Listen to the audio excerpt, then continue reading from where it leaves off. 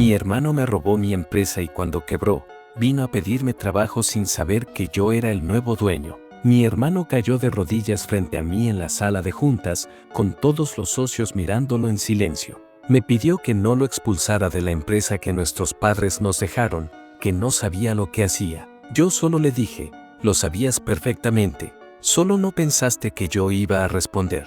Cuando pronuncié esas palabras, sentí algo raro, no satisfacción, no venganza, solo una calma fría, como si por fin entendiera quién había sido él realmente todos estos años. Él seguía llorando, hablándome de la familia, de la sangre, de los recuerdos. Pero yo ya no escuchaba nada, porque para llegar a ese momento, a ese exacto minuto en el que mi hermano me rogaba de rodillas, tuve que ver cómo poco a poco destruyó mi vida sin que yo me diera cuenta. Y sí, lo dejé caer, literalmente. Pero para entender por qué, tengo que volver al inicio, al día en que descubrí que, mientras yo trabajaba para sostener la empresa, él trabajaba para sacarme de ella. Crecí pensando que proteger a mi hermano menor era mi responsabilidad natural, no porque alguien me lo dijera, sino porque él siempre fue frágil, o al menos así lo veía yo. De niños, si él rompía algo, yo lo admitía. Si él no hacía una tarea, yo lo ayudaba hasta tarde. Si él lloraba,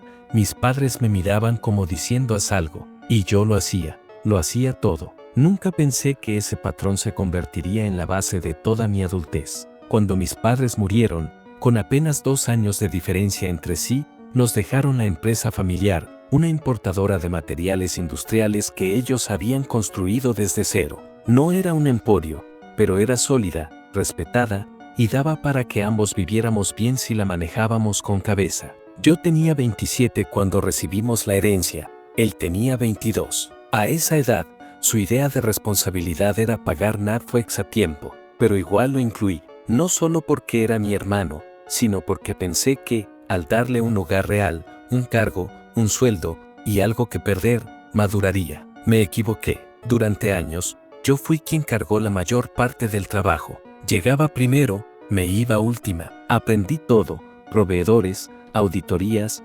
exportaciones, manejo de inventario, logística, negociaciones, normas de calidad. Mi hermano, bueno, él aparecía en las fotos de los eventos, saludaba a la gente y hacía que todos se rieran.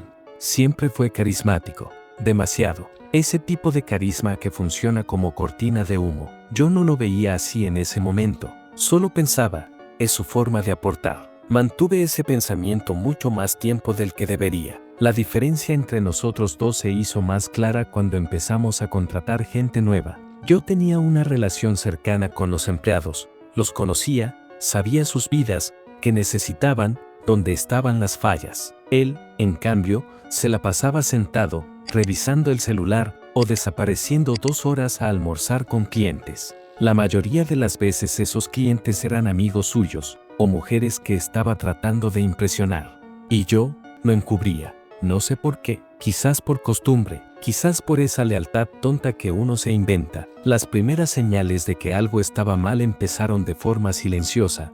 Proveedores que de pronto dejaban de darnos buenos precios, empleados que llegaban tensos a mi oficina, comentarios sueltos como él dijo que tú estabas de acuerdo, o tu hermano dijo que tú ibas a firmar esto más tarde. Y yo no recordaba haber aceptado nada. Al principio pensé que era desorganización.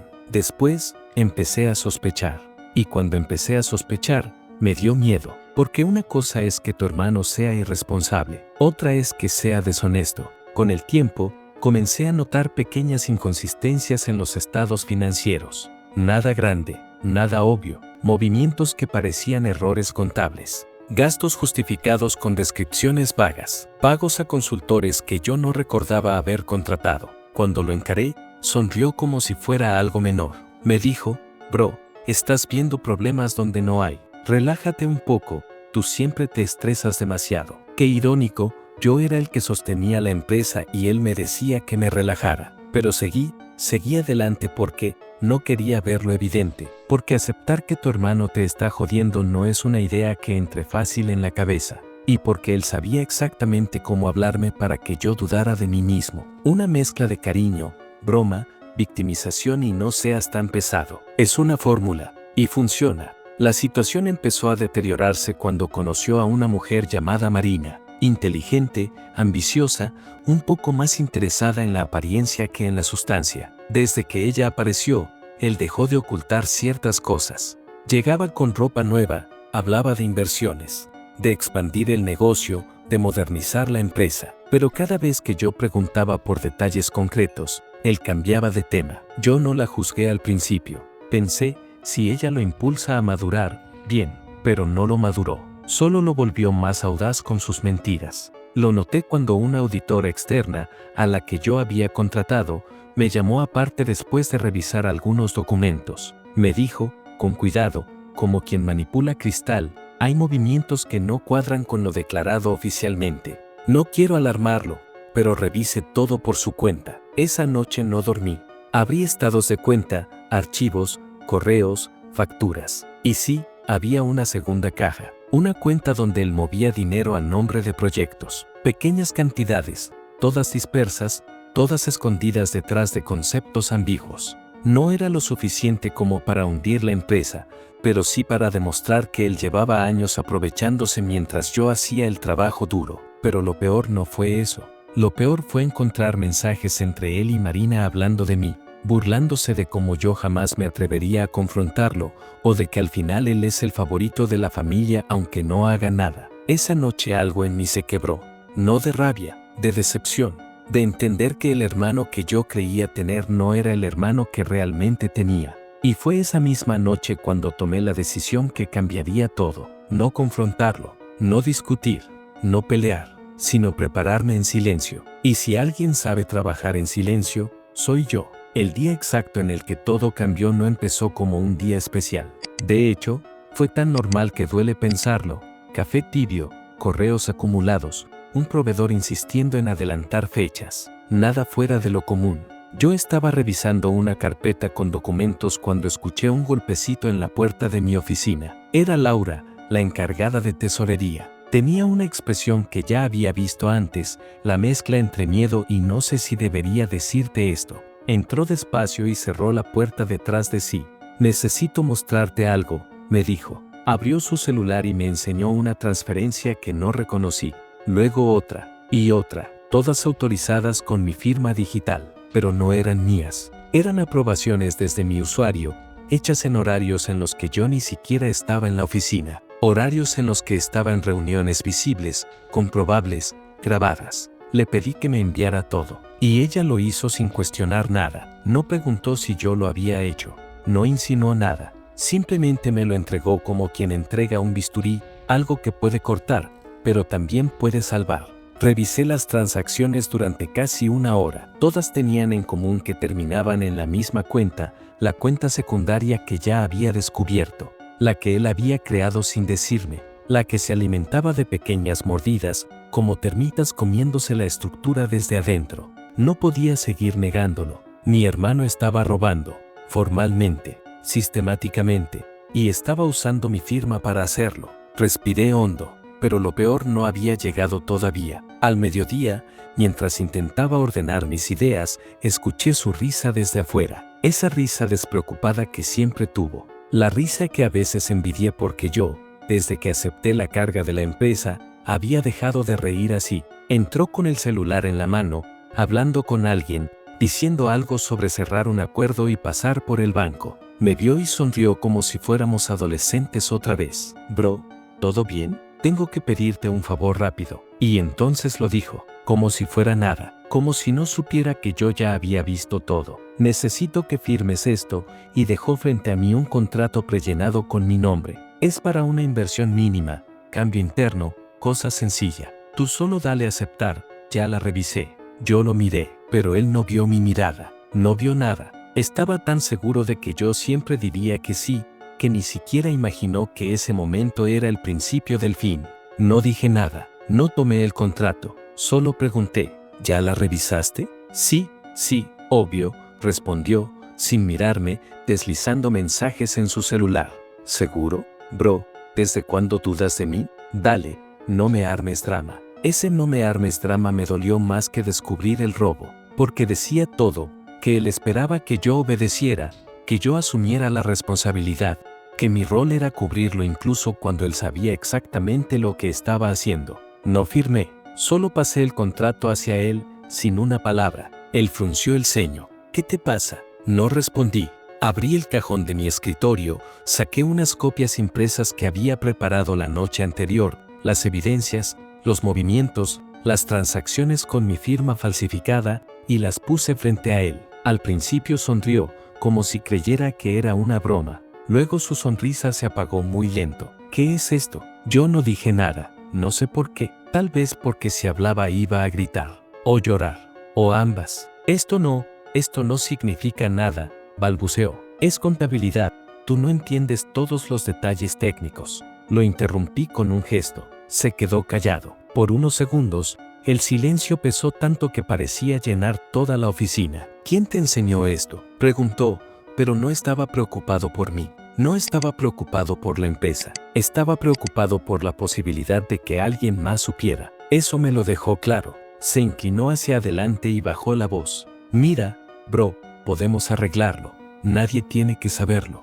Ya sabes cómo es esto. Tú siempre has sido bueno conmigo. Esa frase me dio náuseas. Tú siempre has sido bueno conmigo. Como si la única función de mi vida fuera protegerlo de sus consecuencias. Me levanté de la silla. Él hizo un gesto de incomodidad. No dije nada. Fui hasta la puerta, la abrí y esperé. ¿Me estás echando?, preguntó, con la misma incredulidad con la que un niño descubre que el adulto ya no le va a cubrir la travesura. Y ahí, sin planearlo, sin pensar, sin rabia siquiera, dije lo primero honesto que había salido de mi boca en años. No estoy echándote, estoy terminando de ver quién eres. Él intentó hablar, pero lo detuve con otra frase. Mañana hablamos. No fue amenaza, no fue advertencia, fue diagnóstico. En su mirada vi algo que nunca le había visto. Miedo, no a mí, a perderme. Esa fue la última conversación tranquila que tuvimos. Todo lo que vino después nació de ese instante. No dormí esa noche, no por rabia, no por tristeza, por algo peor, claridad. La clase de claridad que aparece cuando ya no puedes mentirte. Caminé por la casa como si fuera un lugar prestado, tocando las paredes, los muebles, las fotos donde mi hermano y yo sonreíamos como si nunca pudiéramos hacernos daño. En todas esas imágenes, él tenía la misma expresión, segura, relajada, ligeramente inclinada hacia adelante, como quien sabe que alguien más está cargando su peso. Y sí, fui yo. Durante años pensé que ser el responsable era un honor, una forma de retribuirle a mis padres, a la empresa, a la historia familiar. Pero esa noche lo entendí, ser el responsable había sido mi prisión. Yo lavaba los platos mientras él rompía los vasos. Yo apagaba incendios mientras él jugaba con fósforos. Yo daba explicaciones mientras él daba excusas. Y lo peor es que yo lo permití. A las 3 de la mañana abrí el computador y revisé todos los movimientos de los últimos 6 meses. No sé qué buscaba exactamente, pero lo encontré. Más transferencias, más gastos disfrazados, más firmas digitales mías, más silencios de los que me gustaría admitir. La cuenta secundaria no era un descuido, era un sistema. Cada registro tenía 2 historias, la que él decía y la que realmente pasaba. Y ahí fue cuando me golpeó algo que me dejó sin aire. Si él estaba dispuesto a robarme a mí, ¿qué no estaría dispuesto a hacerle a la empresa? ¿O a las personas que dependían de nosotros? ¿O a sí mismo? No sabía si quería salvarlo, o si quería salvarme. A las 4, mi celular vibró. Un mensaje suyo. Hablamos mañana, bro. No hagas nada raro. Te quiero. Ese te quiero fue como una astilla bajo la piel. No porque fuera falso, sino porque era real, pero usado como escudo. Como si el cariño le diera permiso para cruzar límites. Como si yo tuviera que aceptar todo porque éramos familia. Apagué el teléfono. A las 6, cuando el sol apenas era una línea tenue detrás de los edificios. Si esta historia te está gustando, suscríbete. En Mele Reddit, un video nuevo cada día. Tomé una decisión que me dio miedo y alivio al mismo tiempo. Iba a enfrentarlo oficialmente, no como hermano, no como víctima, como alguien que por fin se veía a sí mismo. Llegué a la oficina más temprano que nunca. El silencio del lugar era casi ceremonial. Abrí las cortinas, dejé entrar la luz, respiré. Luego llamé a Recursos Humanos y pedí algo que nunca pensé que diría en mi vida. Quiero abrir un proceso interno. La directora, que llevaba más años en la empresa que yo vivo, se quedó en silencio. No preguntó detalles, no sabía si podía, pero su voz cambió de temperatura cuando dijo, ¿contra quién? Tragué saliva. Ese era el punto exacto donde mi decisión se hacía real. Contra mi hermano. Se escuchó un susurro al otro lado, no sorpresa, sino respeto, como si ella entendiera que yo acababa de romper una barrera que la mayoría de las personas ni siquiera se atreve a tocar. Mientras empezaba el trámite, mientras redactaba los hechos sin adornos, sin emociones, sin justificar nada, un pensamiento me persiguió como un eco. Él no va a perdonarte. Pero por primera vez en mi vida, respondí al eco con otro pensamiento. No necesito su perdón para hacer lo correcto. A las 9 en punto escuché el sonido de la puerta principal, su paso, su voz saludando a alguien, la misma energía de siempre, la misma confianza, la misma burbuja en la que vivía. Y yo, sentado en mi oficina, con los papeles listos, entendí que el siguiente minuto iba a decidirlo todo. No era una conversación más, no era un ajuste, no era un regaño, era el principio del colapso. Respiré hondo, conté 3 segundos y me levanté. No estaba listo, pero estaba decidido. Él entró a mi oficina sin tocar. Siempre lo hacía, como si el espacio fuera suyo, como si yo fuera una extensión de su comodidad. Ese día no fue distinto. Sonrió, dejó su chaqueta sobre mi silla, y dijo, «Bro, anoche te pusiste muy sensible. ¿Hablamos?» No sabía que me molestaba más, su tono suave o la seguridad con la que asumía que todo podía arreglarse solo porque él lo pedía. «Siéntate», le dije. Se rió, pensando que era una broma, pero cuando vio mi expresión, su sonrisa se congeló un poco. «¿Qué pasa?», preguntó. Le pasé el primer documento, su firma falsificada, transferencia directa a la cuenta secundaria. La leyó rápido, demasiado rápido, como quien revisa un menú. «Hermano», soltó una carcajada nerviosa. «No vas a empezar con esto. Te dije que». Le pasé un segundo documento, luego un tercero, luego un cuarto, uno por uno, como fichas de dominó que se iban a caer igual, con o sin él. «¿Qué es esto?», preguntó finalmente, la voz más tensa. «Tu trabajo», respondí. «Y tu mentira». Él tragó saliva. Esa fue la primera grieta. «Esto lo puedo explicar. No necesito explicaciones. Necesito la verdad». Levantó la mirada y me vio de una forma distinta, con una mezcla de irritación, miedo y ese orgullo infantil que siempre tuvo cada vez que lo enfrentaban. «Tú no entiendes cómo funciona esto», dijo, apoyando las manos sobre la mesa. «La empresa me debe. Papá siempre. Papá no tiene nada que ver aquí. Él me prometió que yo iba a tener más responsabilidades». Estalló. «Pero tú te quedaste con todo. Tú. Ese tú fue casi un escupitajo». «Yo tengo responsabilidades», dije, «porque me quedé cuando tú saliste corriendo, porque yo hice el trabajo mientras tú hacías, ¿qué? ¿Fiestas? ¿Proyectos vacíos? ¿Gastos de representación?». Su mandíbula tembló un segundo, no de tristeza, de rabia. «Tú siempre te creíste mejor que yo», susurró. «No», respondí. «Tú siempre quisiste que yo fuera peor, para no sentirte atrás». Fue como romper un vidrio. Él golpeó la mesa con el puño.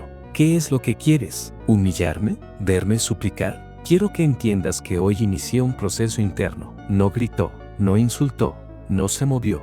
Solo abrió los ojos como si hubieran apagado el mundo alrededor. «¿Un proceso?», repitió. «Sí». «¿Contra mí?», asentí. Entonces algo cambió en su rostro. No era shock, ni arrepentimiento, era cálculo. Una fracción de segundo en la que lo vi pensar qué decir, qué manipular, qué usar a su favor. Y ahí, cuando pensé que iba a llorar, o pedir perdón, o romper algo, sucedió lo que menos esperaba. Sonrió. Una sonrisa lenta, fría, cansada. «¿Sabes qué?», me dijo, inclinándose hacia atrás. «Haz lo que quieras. Al final, tú siempre ganas, ¿no?». Ese «tú siempre ganas» tenía veneno, pero también tenía rendición. Se levantó sin esperar permiso, se puso la chaqueta y antes de salir dejó caer una frase que me atravesó como un golpe que no se ve venir. «Solo recuerda, si yo caigo, no caigo solo». Y cerró la puerta. El silencio que quedó después no fue un silencio normal, fue un aviso, un eco de algo que apenas estaba empezando. No pasó ni una hora después de que salió de mi oficina cuando empezaron los movimientos raros. Primero, el departamento legal me escribió diciendo que habían recibido una solicitud urgente de mi hermano para revisar protocolos internos de auditoría, una solicitud que él no tenía autoridad para hacer. Luego, Recursos Humanos me pidió una reunión para aclarar ciertos comportamientos recientes, comportamientos que jamás habían existido. Y, más tarde, un correo de la junta directiva. Necesitamos una conversación con usted. Asunto delicado. Ahí supe que no estaba esperando el golpe. El golpe ya había empezado. Lo vi venir, claro, pero aún así, duele cuando el cuchillo viene de alguien que viste crecer. Ese mismo día, mientras revisaba documentos, llegó un mensaje de mi madre, corto, directo, como si se hubiese escrito con los dientes apretados. ¿Qué le hiciste a tu hermano? Ni un hola, ni un ¿estás bien? Solo la acusación automática que conocía desde niño. No respondí. No podía explicarle algo que jamás ha querido entender. A las 6 de la tarde, sonó mi teléfono de oficina, número privado. Mi hijo está destrozado, dijo mi madre apenas contesté, sin saludar. Llora, tiembla, no puede ni comer. ¿Cómo se te ocurre investigarlo así? Es tu hermano. Sentí algo viejo en mi pecho. No dolor, no culpa, sino la memoria de ambas cosas. Mamá, dije calmado, él falsificó. Tú siempre quieres hacerlo quedar mal. Ahí entendí que no había conversación posible. Ella ya había elegido bando antes incluso de saber la historia. Como siempre, colgué. Y ahí fue cuando llegó el mensaje que no esperaba. Revisa el informe que enviaron a la junta. Ya lo tienen. Era mi asistente. Una mujer que llevaba 10 años conmigo y sabía distinguir un incendio de una chispa. Abrí el archivo. Lo leí en silencio. Una vez, 2 veces. Era un documento de 30 páginas donde mi hermano me acusaba de desviar fondos, manipular informes, ocultar gastos y crear un ambiente tóxico. Incluso había testimonios de empleados, firmas, capturas de pantalla, fechas precisas, todo perfectamente armado. Era tan elaborado que cualquiera sin contexto lo creería. Lo increíble no era que fabricara pruebas. Lo increíble era que supiera exactamente cómo armar una mentira creíble usando las grietas que yo había dejado por dedicarme a protegerlo. Me quedé mirando la pantalla. No estaba temblando, no estaba asustado. Solo sentí una certeza fría. Ese documento no era una defensa, era un ataque. Y él no iba a detenerse. Respiré hondo, porque en ese momento entendí algo que no quería admitir.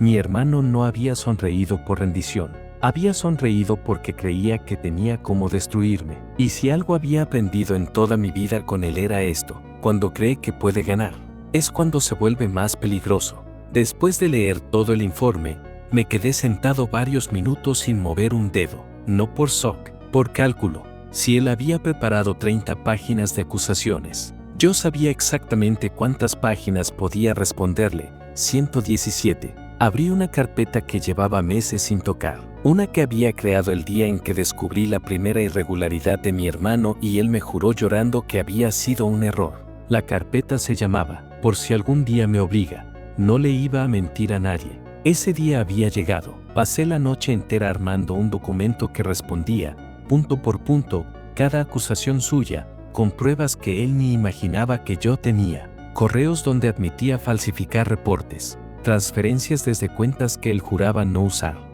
auditorías previas que él había manipulado, declaraciones contradictorias, fotografías de reuniones donde no debía estar, grabaciones de llamadas que había hecho desde mi oficina cuando pensaba que no estaba. No añadí insultos, no añadí opinión, solo hechos, porque la verdad, sola, es un arma elegante. A las 6:42 de la mañana, envié el archivo a la junta directiva. Asunto simple, respuesta técnica, sin comentarios. Cerré la laptop, me serví café, miré por la ventana mientras amanecía.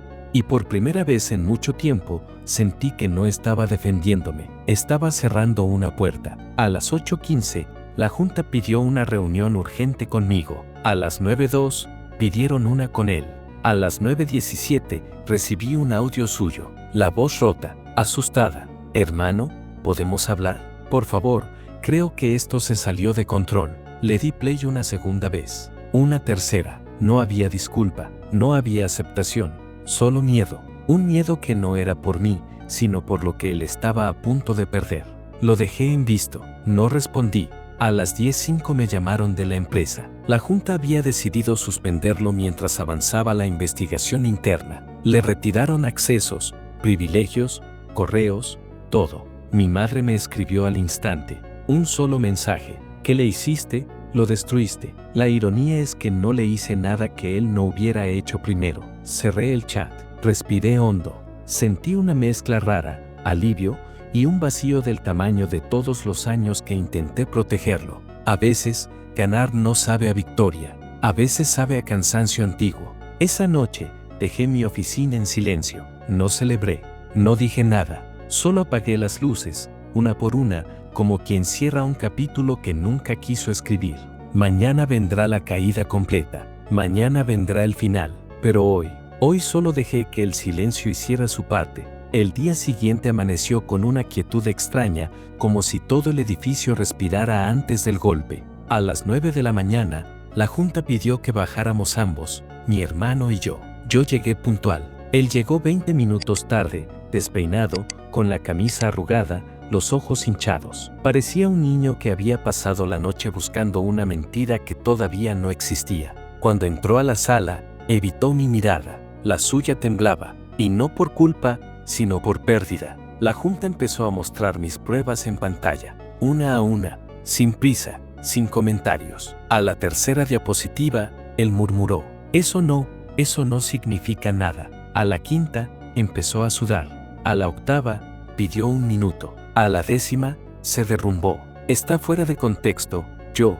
solo hacía lo que creía correcto. Nadie le creyó, ni siquiera él mismo. Cuando la presentación terminó, uno de los directores cerró la laptop y dijo, sin dramatismo: la empresa no puede permitirse a alguien así. Él empezó a llorar, no por remordimiento, por miedo real, primitivo, al vacío que lo esperaba afuera. Perder ese trabajo no era solo perder dinero, era perder la identidad que había construido a punta de arrogancia. Hermano, por favor, no dejes que hagan esto. Tú sabes que puedo cambiar. Tú sabes que esto no es todo lo que soy. Finalmente me miró, y esa fue la parte que más dolió. Ver que no buscaba mi perdón, sino mi utilidad. Quería que lo salvara. Una vez más, respiré despacio antes de responderle. Yo te advertí hace años que si algún día me obligabas a elegir entre ayudarte o protegerme, yo me iba a elegir a mí. Sus ojos se abrieron como si recién entendiera que toda esta caída venía construyéndose desde mucho antes del informe, desde cada abuso, cada manipulación, cada vez que mi madre lo excusó, cada vez que él creyó que nada tenía consecuencias. La junta firmó el documento. La decisión era definitiva: despedido, con investigación legal pendiente. Él rompió a llorar, hundiendo la cara entre las manos. No por justicia, no por arrepentimiento, por perder, por primera vez, algo que no podía recuperar mintiendo. Yo me levanté, tomé mi chaqueta, salí sin mirar atrás. Mi madre me llamó 10 veces mientras bajaba al estacionamiento. No contesté. Cuando llegué a mi carro, vi una notificación, un audio nuevo de mi hermano. Lo escuché completo. Risas nerviosas, sollozos, promesas, insultos, más súplicas. Un hombre rompiéndose desde adentro. No respondí. En vez de eso, abrí la carpeta por si algún día me obliga y la arrastré al icono de eliminar. Vaciar la papelera tomó unos segundos. Segundos largos, silenciosos. Cuando terminó, me quedé mirando mi propio reflejo en la pantalla apagada. No había victoria en mis ojos, solo un cansancio profundo y una paz que no sabía si merecer. Perdí un hermano, gané mi vida. No sé si intercambié demasiado o demasiado poco. Antes de arrancar el carro, dejé el celular en el asiento del pasajero. El audio de mi hermano seguía sin responder, y así se iba a quedar. Esa fue mi venganza. Fría, elegante y vacía, como él me enseñó. Si esta historia te gustó, suscríbete. En Mele Reddit, un video nuevo cada día.